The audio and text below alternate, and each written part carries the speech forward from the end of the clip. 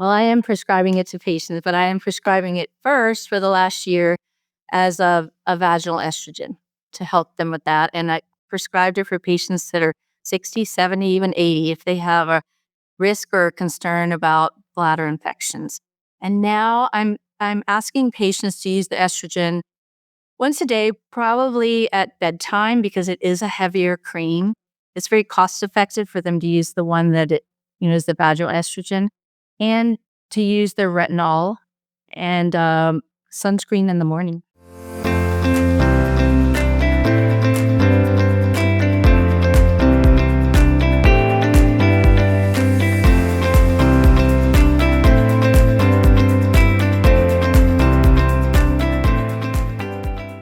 Hi, Skin Friend. Thanks so much for tuning into this week's episode of The Skin Reel. I'm really excited to be continuing a discussion I had a couple weeks ago about menopause and hormone replacement therapy and all that good stuff with Dr. Kelly Casperson. And this week, I'm joined by my colleague, Dr. Brenda Dinneman. She is a board-certified dermatologist with over 30 years of clinical experience. And we are going to be taking a deep dive into the skin changes that happen for women in menopause and postmenopause, and what they can be doing at home as well as with their lifestyle. And then, of course, in-office procedures to really maximize their skin health during this phase of life in a group of women that are often forgotten about, which I'm glad people are finally talking about it and realizing their unique challenges, not just for our skin, but for our bodies during this period. Dr. Dinneman practices in Vienna, Virginia, and she is also the founder of Dermutopia, which is a telemedicine platform that was telemedicine back before that was a thing. And she is always making sure to stay on the cutting edge of knowledge and skill and technology. If you are in menopause or beyond, or just wondering what is going to happen when you get there, then you are definitely going to want to check out this episode. Dr. Dinneman, thank you so much for being here. I'm so excited to talk about a topic that really I have become ever more interested in every year that moves forward for me in my life now that I'm in my mid-40s. So thank you so much for being here. So I feel like I'm hearing all the time, and probably you are as well, we're finally hearing about menopause. And maybe that's also just the things I've been listening to and hearing about. But I know certainly my patients come in and are asking about it, have questions about it. But have you seen an increase in menopausal women interested in their skin health? Absolutely. I mean, we've always had patients interested in that, but I know some people are binge watching murder mysteries, but I'm binge watching menopause. I'm binge watching and listening to Rachel Rubin, to Dr. Kelly Casperin, and Dr. Laura Stryker. So I can't get enough of it. And I think it's been so helpful because every day a patient comes in and asks a question about the effect of hormones and menopause on their skin. Oh, yeah, totally. And it's like we are so hungry and thirsty for this knowledge that we haven't had. And finally, people are talking about it. I have to say, when I was in med school, I don't remember talking about menopause at all. I mean, we learned a lot about reproduction and things like that. And then, then I'm having kids and I'm not thinking about being 50, 60 plus, right? But I feel like it's this forgotten group of women, this stage of life that's going to happen to all of us if we live long enough. And finally, it's being discussed. Exactly. I've been in practice over 30 years, and I think I was part of what I call the lost generation because I was going through those times of taking care of patients right when all the hormones were removed, that patients were no longer being put on hormones. But I remember every single patient coming in on hormones in the 90s and the years 2000s, and some women that wouldn't go off of them. So it's really fun for me to really look back and think about what were the questions they were asking and what did we do and what did we tell patients? My philosophy is that we always have to be learning and relearning things.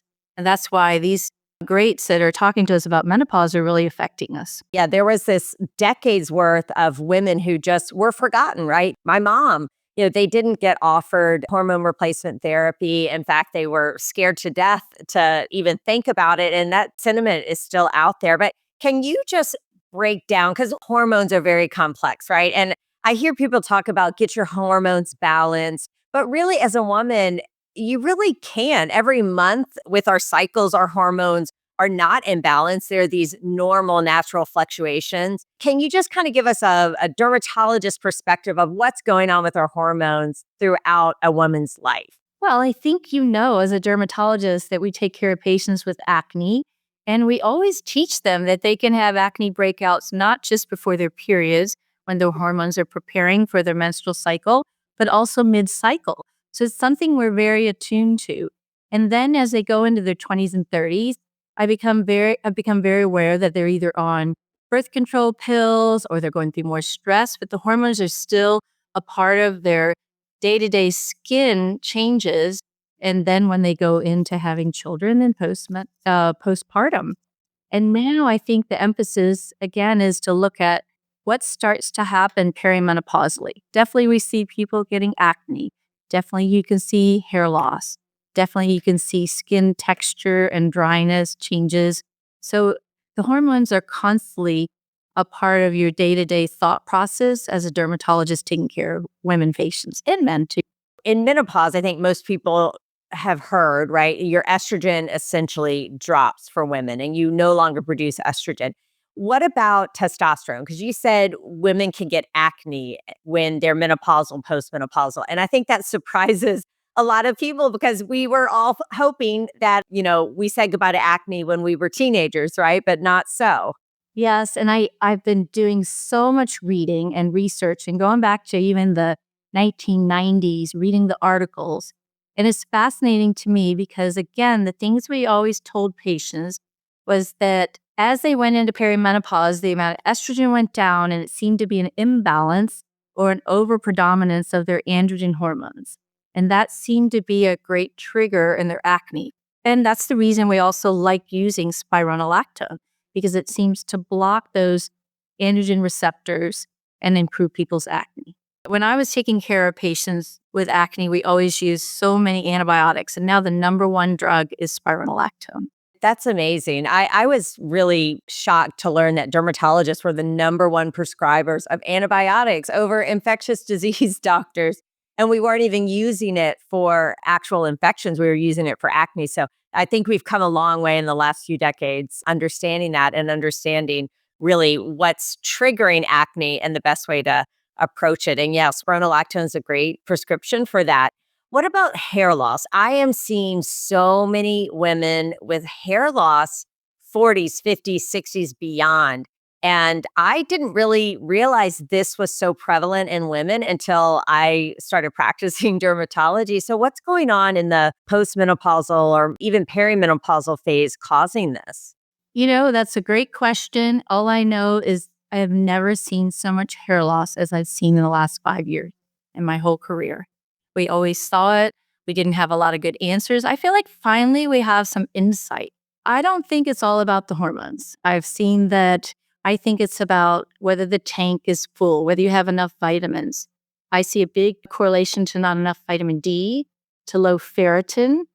We talk about the thyroid, but I would say not as many people do I see changes in hair loss. You can have hair loss from low thyroid and high thyroid function.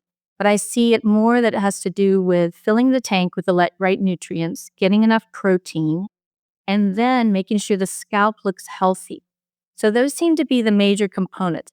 The hormonal part of it is very interesting. Over the years, I would see women coming in, they were still on hormone replacement and they had extensive hair loss. Now, at that time, we were not giving people testosterone. They were getting oral estrogen, oral Provera, but I don't think it's totally correlated to hormones. Just like we see women that acne completely clears when they're pregnant and other people have extensive acne. So I think that it's more complex. I would agree, right? Hair loss is super, super complex. I do feel like the hair is really sensitive to fluctuations with stress, right? We know telogen effluvium, your hair falls out. And we know that some people are more susceptible to testosterone like DHT than others. So I think it's complicated. It's not like a clear thing. Yep, this is what's causing it. But I do feel like I'm seeing more and more women on testosterone. Are you seeing that in your practice? I'm seeing a few. I would say not so many yet. Some are on testosterone creams. And definitely we're seeing more patients come in that are getting hormone replacement. What I'm seeing is 4 out of 5 of the patients that just started hormone replacement had new acne. And I thought that was very curious. And my thoughts on that, again, after reading, is that I think that it could be that estrogen can be helpful to not have as much sebum, but also I think it's not balanced. The word balance is more that maybe there's just starting off on a low patch of estrogen and they have their progesterone, and maybe they need more estrogen. Definitely, we're going to see more acne, in my feeling, in people that are on testosterone, depending on the level. As far as I know, there's no female dosed testosterone, right? So it's a little bit of trial and error to try to get the right amount. And I was dumbfounded by this. Women have more testosterone in our bodies normally, naturally, than estrogen, which I couldn't believe. It's just that we have way less than men. So trying to use sort of like a male dose testosterone and make it for women can still be higher levels than you need. And then you see those side effects again with the acne. That's usually what I see. And then sometimes some hair loss too. So it's a balancing act, right? Because if you need the testosterone for libido, energy, muscle mass, stuff like that, you have to kind of weigh the pros and cons, right? Exactly. And the spironolactone is really good for the oily skin, oily hair, acne, and the female pattern hair loss. But as everything, it can have some side effects. What I found is very minimal, but they can get vaginal dryness. So you have to be balancing a lot of these medications that you're giving patients. But I think those of us that are super excited about it, we're going to work through those situations. Just like one person can use Retin-A and use it every day, tretinoin, for anti-aging and acne, not have any dryness. Someone else might only be able to use it twice a week. And I think the same situation occurs with hormones. We have to listen to the patient and listen to their symptoms.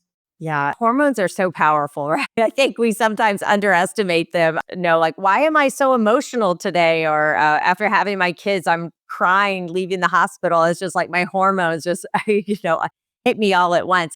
One of the things I love about spironolactone is that I'm seeing a lot of patients, and I'm prescribing a lot of minoxidil, right? A lot of medications for hair loss, like dutasteride, things like that, in postmenopausal women. And one of the main side effects for those is that you can get more of that peach fuzz or even dark hairs on the upper lip, the chin. And I find spironolactone can be helpful in preventing that. Do you use it in that way too? Yes, I think you're right. We can see that we're getting great hair growth with minoxidil pills on the lower dose, but some women will start to get more hair growth on the face, and then you could use the spironolactone with it. I'm also seeing women getting more peach fuzz with their hormone replacement. So I'm really curious about that because they're not on testosterone. And, that all leads to this whole excitement about estrogen cream and whether we should use it on our face. Yes, absolutely. Well, let's go there, right? I was just talking about it with a patient today who was in her 60s talking about really dry skin. So, what's the deal with estrogen cream? Well, I think that there's a lot to be studied, but I was such a skeptic, and anyone will tell you that. I was like, oh no, don't just start putting that on your face. Make sure you're wearing your sunscreen first. That's your best anti aging cream. And then I started delving in and also listened to Dr. Lars Stryker's podcast. And I love the story about how estrogen creams were around in the 40s and how they were around in the 40s. They were in Helena Rubinstein's cream and Elizabeth Arden, and they were the wrinkle cream and very effective for making the skin more moist and apparently making the collagen look better. Then they got taken off in this way in the 60s and completely gone in the 90s. And now here they're resurfacing. So I think the thing we're going to have to figure out is, are we going to not mind using the same vaginal estrogen cream that we use on the vulva, on the face, or are we going to want something a little bit more elegant? I think like other products, and in dermatology, it's all about the base that it's in. We have to be sensitive to the estrogen cream, the generic, has propylene glycol in it. So maybe people won't be able to use that. It has parabens, although parabens are not a big problem. But we may have to recompound some of those products to make them a little bit lighter and less plugging of the skin, and so that we can use them. I feel like women have been probably using their vaginal estrogen cream on their face and their skin. The feel of the product is key, right? I tell my patients too, they say, what's the best moisturizer? What's the best sunscreen? I'm like, the best one is the one you like how it feels. I cannot stand thick stuff on my face. I don't like putting a lot of things on my skin. So I'm pretty sensitive to that. So I would want something really, really light, but also moisturizing.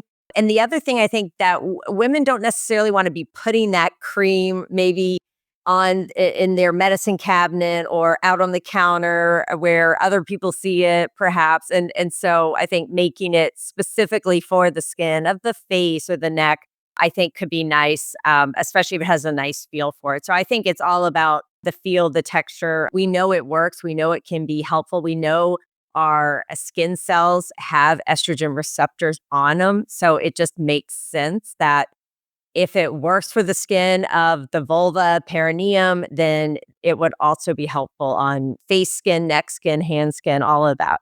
Yes, and it looks like after about a month, some of the studies show that you see a little bit more moisture and the integrity of the skin looks better. It's going to take 2, 3, 4 months to start seeing collagen changes. And, the studies will be a little difficult to do because a lot of patients are also on progesterone. And topical progesterone can also improve collagen. So I think there's a lot to unpack there about how we're going to use estrogen and incorporate it into our many products that we have in dermatology. Yeah. And are you prescribing it for patients? And where do you think it fits in the skincare order of things? Well, I am prescribing it to patients, but I am prescribing it first for the last year as a vaginal estrogen to help them with that. And I prescribed it for patients that are 60, 70, even 80 if they have a risk or concern about bladder infections. And now I'm asking patients to use the estrogen once a day, probably at bedtime because it is a heavier cream. It's very cost effective for them to use the one that is the vaginal estrogen, and to use their retinol and sunscreen in the morning. Right. I tell them kind of think of it as your moisturizer, right? Like that's really what it can replace. And if you love your morning moisturizer, keep using that. Or, you can switch it up. I'm less particular on whether you use it morning or night. But yeah, if it is a thicker formulation, then you may want to do that at night. You can do it after your tretinoin because we know that can be drying too. But yeah, I think it's really neat and we'll be seeing more about it. I hear people asking me about it for it. Where can I use it? Right? You can use it on any skin of your body, right? And here's one thing. Do you ever have people worried about systemic absorption with their topical estrogen cream? Sure, absolutely. It's going to be hard to get rid of the research that has been discounted from 2002, 2004. But at least we've learned from the researchers that there's very little absorption in the mucosa, in the vaginal area. So there's going to be even less on the skin. So I think that's the main thing that we have to really educate patients and alleviate their fears. There is some concern that it makes melasma worse, the pigmentation, just like when you take a birth control pill. I've seen some people say that that's going to happen more when you apply it to the face, not as much to the neck, and that you may have to be extremely diligent about using something like a hydroquinone or a lightening cream to protect your pigment cells if you're already prone to pigmentation. Right. Yeah. I think mostly anecdotal, but sure, it makes sense that estrogen can worsen melasma. So if that is something you really struggle with, the topical estrogen wouldn't be a first line option for you. But again, you could always try it or do a test area and see first. But I do think it's important for people listening to know that, well, we know it's not that it seems. We know that the topical vaginal estrogen is not systemically absorbed and the skin of the rest of our body is keratinized. So even less likely that it's going to be absorbed. And I've also heard people ask, is it safe to be on topical estrogen if they're also on like the hormone replacement patch? And yeah, you can be on both of those, no problem. That's right. That's what we've learned. I still think there's so much misinformation out there. Maybe it feels like, oh, everyone knows this because we sort of follow the people. The women who are leading the way in menopause and health. But then I see my patients or I talk to someone, I realize, wow, we still have so far to go, don't we? Yes, and it's not unusual for a patient to come back in for their visit and say that they actually picked up their vaginal estrogen but never used it. And today I took the time to actually pull the insert out, and you can see why. Because all the very scary side effects are in there from that probably will need to be altered over the years. I think there's a lot of research that still needs to be done, and it's going to be a little hard, like I said, to research it because you've got to tease out, you're going to get some improvement being on your patch too in your skin and the progesterone. So it's going to be teased out whether it's actually the cream doing it. But I think it's fascinating that estrogen cream was around in the 40s and then it was taken away, and I can still remember my patients saying, I'm never going off my hormone. And they were right. Yeah, it'll be interesting to follow the women now who are on it and follow them for decades and see. I think it's important to know too, like this isn't like the magic pill to solve aging, right? Like it's not going to make you not age or ever get wrinkles or any of that. But we do just know that estrogen is so important for so many organ systems, not just our skin, not just your GYN organs, brain, heart, everything. So I'm just excited that this group of women is no longer being forgotten and we're actually like valuing women 50 plus, which the crazy thing is, the future, my children may live longer in postmenopause than before. It's kind of crazy to think. Yeah. And this is the generation that not only has access to topical estrogen, but has sunscreen and has access to wonderful lasers and microneedling and other things that stimulate collagen because it's never going to be a one step. Just like in weight loss, it's not just about the weight loss drug, it's not just about eating your protein, and it's the same thing with your skin. So you and I both know that there's some amazing other tools. People can use their day-to-day products, their day-to-day protection, but every so often you need to step it up to reach the goals that you want with your skin. Yeah, well, let's talk about that, right? So, what are sort of the at home skincare 50 plus, menopause, postmenopausal? What are sort of the at home skincare things you recommend? And then we can talk about sort of the in office procedures that can be helpful. Well, I'm kind of a minimalist, so maybe it's like you said, real skin. I'm into a gentle cleanser, a moisturizer that you love, and that's going to vary depending on whether you have combination skin or you're super dry. And I put my sunscreen on every day. I don't think about it like, is it going to be sunny today? And that's why I love a tinted sunscreen because I use it like a base, not too much. I don't really like to wear a lot of makeup. And then I repeat the same thing at night, except I include a retinol. Sometimes I'm able to use a prescription strength. Sometimes it's too strong for me. And I use a retinol cream that's a little bit more moist. I think starting simply with that is great. What about you? Absolutely. I do that as well. I don't use tinted, I'm pretty pale. So, it's hard for me to find one that doesn't make me look a little bit, I don't know, like I have dirt on my face. But I'm like you, I'm a minimalist. I don't really struggle with hyperpigmentation, so I don't use a vitamin C, although I do think it's great for people who do struggle with that. And then one thing I've recently started doing that I really love, I found it really helps my skin stay hydrated, and I'm using the plated exosomes serum, and I am using that. So in the evening, I wash my face. I don't even wash my face in the morning. I just splash water on and sunscreen. And in the evening, I do wash my face. That's mandatory. I'll do my plated exosomes and then I put on my tretinoin and a moisturizer. And that's it. I really credit doing that consistently for decades for getting me to where I am with my skin now. I haven't done peels and lasers and anything like that up until this past year. And now I'm realizing, okay, now it's time to bank a little bit more by investing in some in-office procedures. So, what are those in-office procedures that can be helpful for people midlife and beyond? Well, I think that definitely varies from physician to physician, but I love microneedling because it has minimal downtime. And we can use it for people with acne scars. We use it for people that have enlarged pores or just to freshen the skin. I love that if I have it done in 24 hours, the redness goes away. I can put up makeup, moisturizer, and go about my day. So very little social downtime. What is microneedling? Microneedling is like little fine channels that you're making from like 32 needles. It's not painful because we use numbing cream for about 45 minutes ahead. And then your body is stimulating your body to make new collagen. I think sometimes it's underappreciated, but I've used it on scars and it does a great job. And it's a nice refresh. Again, low downtime, pretty safe for really any skin type because there's no heat involved. So, a great option for a little kind of monthly refresh, if you will. Right.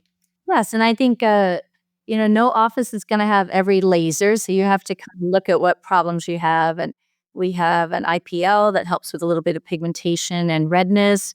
We have the Virtue radio frequency. I like that for tightening. I like, again, that it has almost no downtime and maybe 6, 8 hours of redness.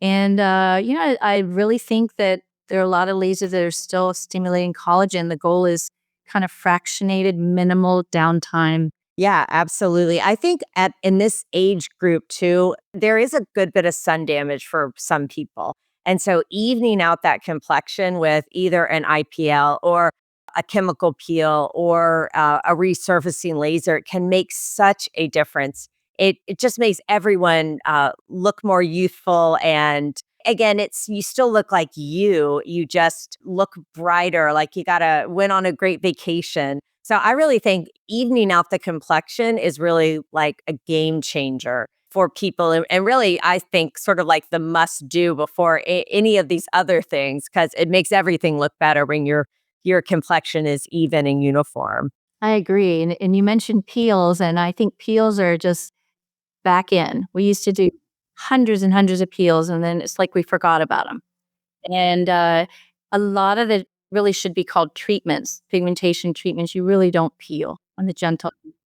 That to the extent of also doing the more stronger trichloroacetic acid peels are great for people that have a lot of sun damage.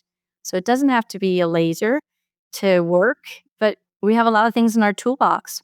Yeah. What about tightening? I mean, you kind of mentioned the RF microneedling devices. I feel like tightening is an area where there's a lot of interest. I'm sometimes disappointed in the results unless it's surgery. So, are there any that you really think are a game changer in that whole arena of body contouring, tightening, things like that? Oh, I think it's challenging. I think tightening is the most challenging, and it's hard to tell your patient, but I think it's important to be honest that they probably need to see someone that can evaluate them for surgery. The tightening devices can only do so much. I think that it is sort of a quest to work with other people that have the same device as you do and to learn the best settings, because it's not as obvious how to get the results you want. So I think my experience is the same as yours.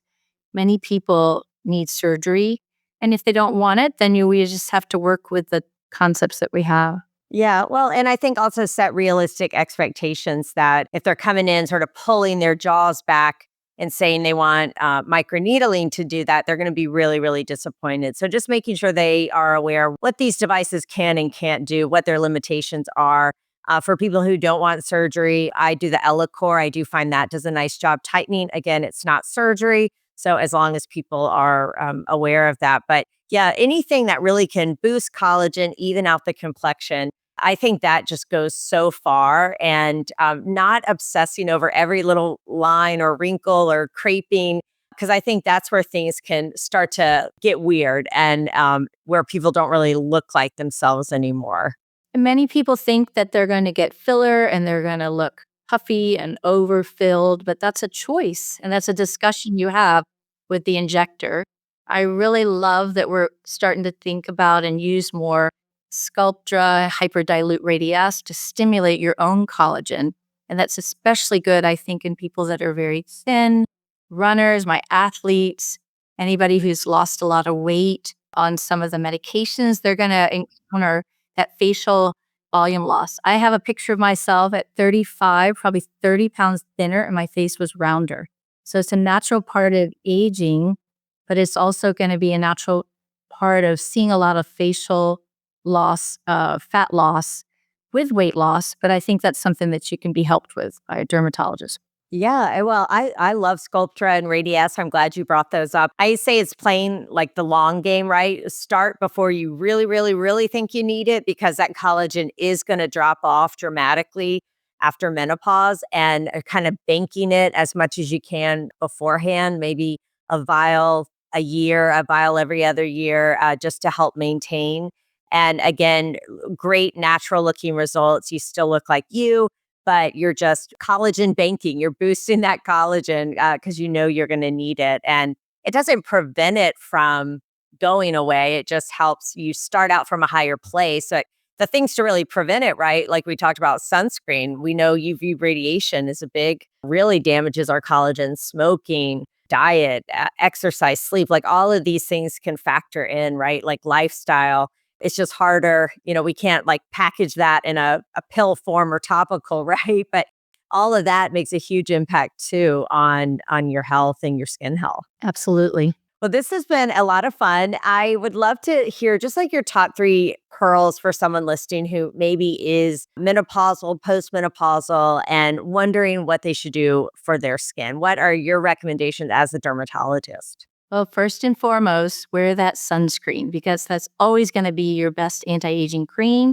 And then I think dedicate yourself to working with someone who's interested in helping you with your hormones to get you on hormone replacement. And then working with a dermatologist who can help you maximize the effects in your skin, whether it's something that you're trying to achieve with pigmentation, lines, or more moisture in your skin. And we can work with you with that too. Yeah, go see the experts who know about menopause. Go see the experts who know about skin, and you'll get the best results without trial and error and suffering. Right. So great advice, Dr. Denman. I know people are going to want to find you, follow you, see where you're practicing. Can you share all those details with us? Sure. They have lots of ways. Dermatopia was started because it was like you're a dermatologist anytime, anywhere. So it was the co-founding of the Dermatopia app with Christine Shanahan, Dr. Christine Shanahan. You can find me on Instagram, YouTube, and in person in Vienna, Virginia, and also with virtual visits. Amazing. Well, I will definitely include all of that in the show notes, and I really appreciate it. I've learned a ton. Thanks so much for being here. Thank you.